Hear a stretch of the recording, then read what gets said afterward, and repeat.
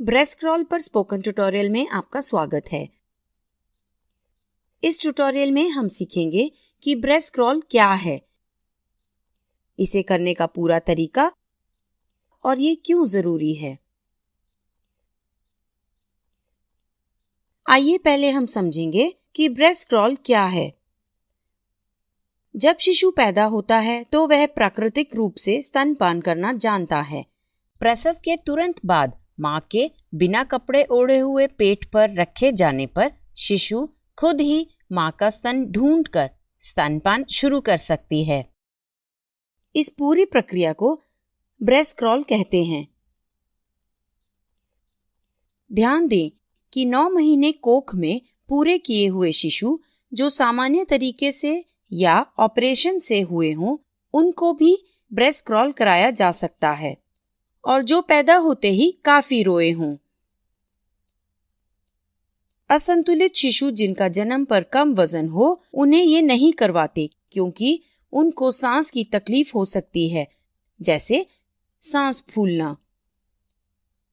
अब हम बात करेंगे ब्रेस्ट क्रॉल करने के तरीके की और ये करना क्यों जरूरी है। पहले ये पक्का कर लें कि प्रसव के कमरे का तापमान 26 डिग्री सेल्सियस है। अगला, शिशु को उसके मां के बिना कपड़े ओढ़े हुए पेट पर रखकर साफ करें। शिशु के हाथों के अलावा उसका पूरा शरीर साफ करें। याद रखें कि शिशु के हाथ गीले रहने दें। साफ करते हुए उसके शरीर की सफेद परत न उतारें। ये शिशु को ठंडे वातावरण से बचाता है। शिशु को साफ करने के बाद वो गीला कपड़ा हटा दें। शिशु को सुखाने के बाद स्वास्थ्य सेविका को धड़कन वाली नाल महसूस करनी चाहिए। जैसे ही धड़कन बंद हो जाए, उसे काट देना चाहिए। अब फिर से शिशु को मां के बिना कपड़े ओढ़े हुए पेट पर इस तरह रखें कि उसका पेट मां के पेट को छुए।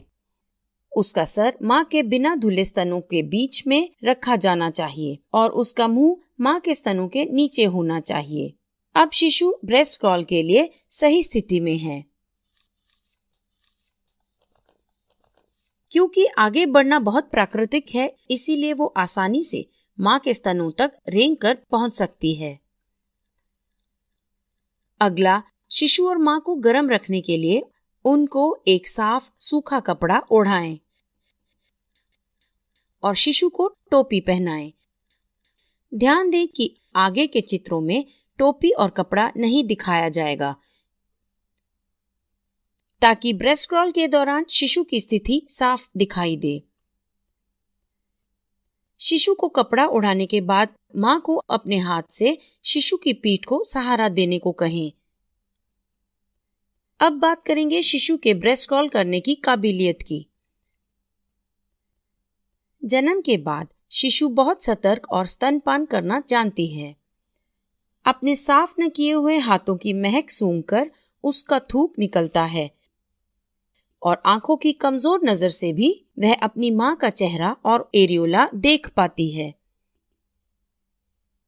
एरियोला निप्पल के आसपास का काला भाग होता है।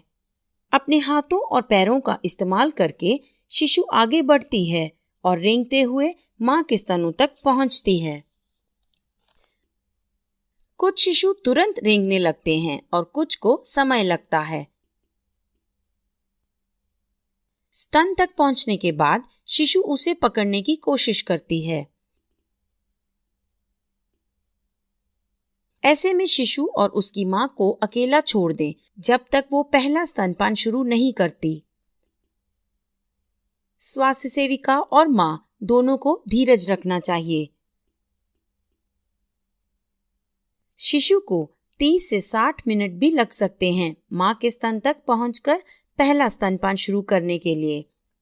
स्तनपान शुरू करने के लिए शिशु अपना मुंह बड़ा सा खोलेगी और स्तन से गहराई से जुड़ेगी। स्तनपान के बाद लगभग 1 घंटे के लिए शिशु को उसी स्थिति में रहने दें। इससे मां और शिशु का बंधन और गहरा होगा। पर अगर मां ने कुछ दवाई ली है तो इसके बारे में डॉक्टर की सलाह लें। ये भी हो सकता है कि मां को प्रसव कमरे से दूसरे कमरे में ले जाना पड़े।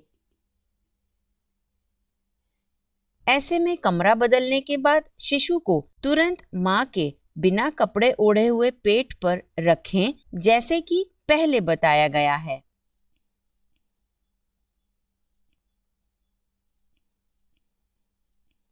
अब बात करेंगे ऑपरेशन से हुए शिशुओं के लिए ब्रेस्ट क्रॉल की। ये करने के लिए शिशु को मां के पेट पर रखने के बजाय मां के सीने पर इस तरह रखना चाहिए कि शिशु की टांगें मां के सर की तरफ हों। शिशु का सीना और पेट मां के कंधे पर और उसका मुंह मां के स्तन पर होना चाहिए। ऑपरेशन वाले कमरे में ही शिशु को जितनी देर हो सके स्तन को चूसने दें। याद रखें, प्रसव के तुरंत बाद किसी भी देखभाल से ज्यादा जरूरी है कि दोनों के बिना कपड़े ओढ़े हुए शरीर एक साथ रखे जाएं। ब्रेस्ट क्रॉल होने के बाद ही जन्म के बाद वाली नवजात देखभाल देनी चाहिए। अब बात करेंगे कि ब्रेस्ट क्रॉल नवजात शिशु के लिए क्यों जरूरी है।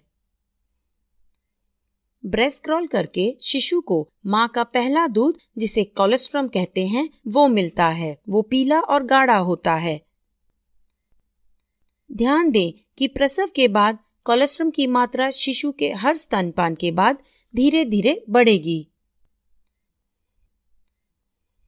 पहले दिन शिशु 5 मिलीलीटर पिएगा, दूसरे दिन 10 मिलीलीटर पिएगा और तीसरे दिन 25 मिलीलीटर, 40 मिलीलीटर चौथे दिन और 55 मिलीलीटर 5वें दिन। ऐसा हर स्तन से हर बार स्तनपान के दौरान होगा।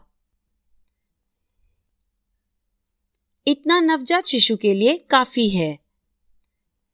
इसलिए शिशु को कोलोस्ट्रम के अलावा कुछ नहीं देना चाहिए। कोलोस्ट्रम शिशु के लिए पहला टीका है। उसमें इन्फेक्शन से लड़ने के लिए प्रोटीन होता है जो शिशु की रोग प्रतिरोधक शक्ति बढ़ाता है। जन्म के बाद शिशु को ताकत पहली बार इसी से मिलती है।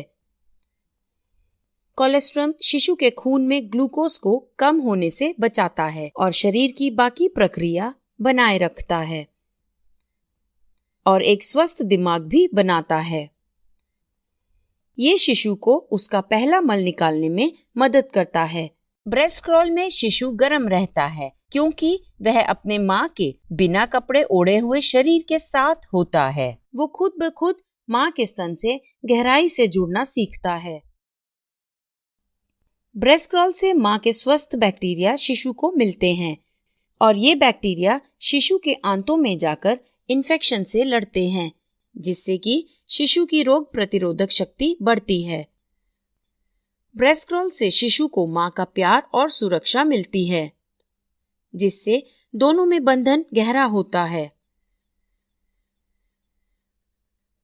ब्रेस्ट क्रॉल से मां को भी फायदा होता है। शिशु के पैरों के जोर की वजह से मां के कोख पर दबाव पड़ता है। ये दबाव गर्भाशय को सिकोड़ता है और गर्भनाल को निकालने में मदद करता है। स्तनपान शुरू होते ही मां के शरीर में ऑक्सीटोसिन की मात्रा बढ़ने लगती है। बढ़े हुए ऑक्सीटोसिन की वजह से भी गर्भनाल के निकलने में मदद मिलती है। ब्रेस्ट क्रॉल खून के बहाव को कम करके मां को अनीमिया से बचाता है। अनीमिया ऐसी अवस्था है जिसमें लाल रक्त कोशिकाएं कम हो जाती हैं। इससे मां को थकान और कमजोरी होती है। इसीलिए ब्रेस्ट क्रॉल प्राकृतिक रूप से मां और शिशु के लिए बहुत फायदेमंद है। ब्रेस्ट क्रॉल का ये ट्यूटोरियल यहीं समाप्त होता है। IIT बॉम्बे से मैं बेला टोनी आपसे विदा लेती हूँ। हमसे जुड़ने के लिए धन्यवाद।